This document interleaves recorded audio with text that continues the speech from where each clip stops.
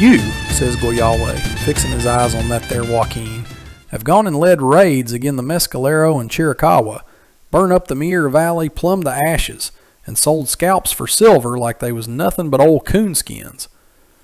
Joaquin, sweating like a mule in July and looking mighty beat down, hollers back, "I done what any soldier'd do. I follered orders, that's all." Goyalwe, he shakes his head slow-like and says, "He what burns the hut of a little young'un also burns the star out in the night sky. He what sells scalps sells his own soul right along with them of the kilt. You," he goes on, turning to Ramos, "let him do it and covered up his meanness. The shaman saved you from the jaws of death once, give you life through them sacred herbs. But you turned your back on peace and come back to this here land with war. For that, you'll get what's coming to you." Ramos drops down on his knees like a sack of taters. I didn't know about the mission." Goyalwe gives him a long, hard stare. "You seen the blood. You seen the tears. You had a weapon and didn't use it to stop, but to kill. That means you knowed." Then he lifts his eyes up, and his voice rings out like an axe hitting a rock. "At them shifting sands, 2 of your men tumbled into my trap. I can still see 'em looking at me all desperate, yelling, 'Bandit Geronimo!' Then I took your men one by one. And every last one of 'em, all what looked me in the eye afore drawing their last breath, spoke the same name." He stops for a spell, like he's trying to recollect something slippery. Truth be told, even he didn't know why them Mexicans called him that. He ain't never felt like a thief, nor a bandit, and the name Geronimo didn't mean a hill of beans to his ears. And yet, in the eyes of them dying fellers, he seen the same fear, the same plumb despair, all bunched up round that word. If that name scared the tar out in the Mexicans, then let it be, so he'd be known as Geronimo from here on out. In real fact, them Mexicans was praying in their last gasps, calling on Bendito San Geronimo, Blessed Saint Jerome, the patron saint. It was a mix-up, but a queer coincidence, too, what'd birth a legend. Goyalwe keeps on with his words, his voice getting dark as a storm cloud. "These two," he says, pointing at them military deserters, "when they come to us, they knelt down and begged for mercy. But they too, just like the others, when they seen me, whispered the same name. That means you knew. You knowed me well enough, but that didn't stop you from killing my family and massacring the whole Bedonkohe band." A silence falls, deep and heavy as the stones in the mountain. From the middle of them Apache folks, a feller steps out. He's a tall man, middle-aged, with a body still strong as an ox and eyes sharp enough to cut glass. His face is rough, carved out by years of scrapes and trials, but with a cold smartness that nobody dares sass. Every step he takes, the others scoot aside, not out of being afeared, but out of the deep respect they got for him. His forehead's wrapped in a red bandana, and he's wearing a white cloth shirt to fend off the blazing sun.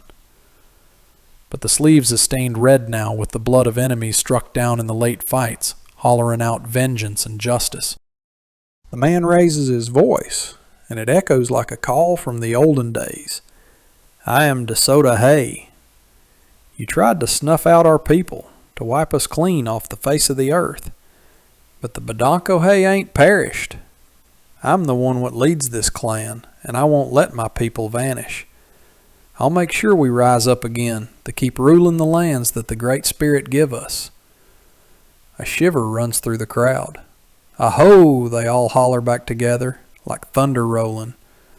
They knowed well this man don't talk idle. When DeSoto Hay speaks, it means he's got a plan, and that plan'll get done. He steps closer, and his voice turns sharp as a knife edge.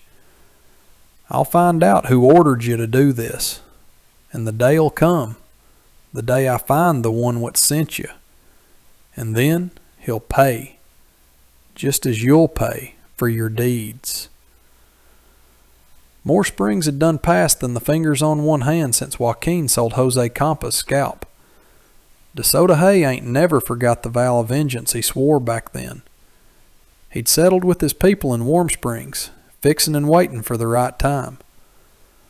The bunch what went to Mayor Valley was one of the stoutest of the Bedonkohe, but they wasn't the only ones of that bloodline. His pal, Black Knife, along with the other branch of the Bedonkohe, was keeping a close eye on the town of Santa Rita about that time. The attack at Rancho El Cuervo was shaping up like a rare chance, a time for the chiefs of big tribes to meet and show their grit and bravery in a scrap. DeSoto knowed he couldn't miss it. That's why he'd come along with his young friend Goyale to this here spot. Then Goyale, looking over at Annalise, says, "The wood what don't burn, yet stays quiet in the fire, is guilty of not hollering out. Silence ain't no shield." "I'm a woman. What could I do? I didn't fire no weapon." Elizabeth, watching the whole shebang, yells, "If I had the power, I'd burn y'all to a crisp." Them Apaches rummaging through the house come out with a bag of silver money that Joaquin had hid under the wash basin. There was over 6,000 reals of silver in there. Goyale stares long at that bag. Your money, earned through blood, will be worthless agin justice. A warrior hoists up the leather bag and shakes it. The clink of them coins rattles like a sentence being passed. "This money's give to you to get far away, toward your homeland. Never set foot on this earth again, for you'll carry with you the memory of our hurt," he tells them two German women. Cigarito fetches 2 horses, which the women clumb up on. Goyale hands him the bag of money, keeping only 1 silver coin for himself.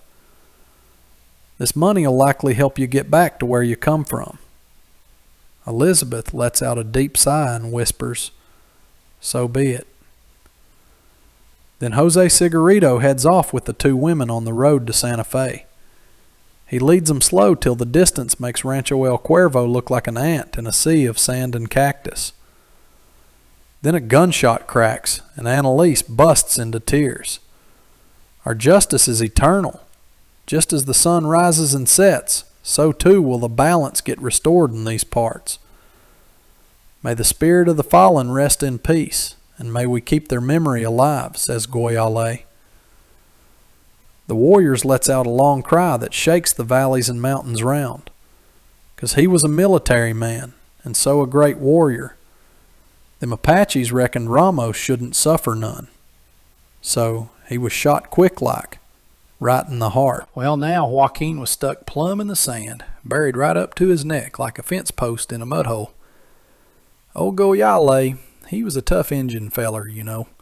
He plunked himself down on a rock there by Joaquin's head and set that shiny coin right beside him. "If you get thirsty," says he, "can you drink this here money?" "No," Joaquin answers back, looking mighty sorry for himself. "When hunger comes a-calling, can you eat this money?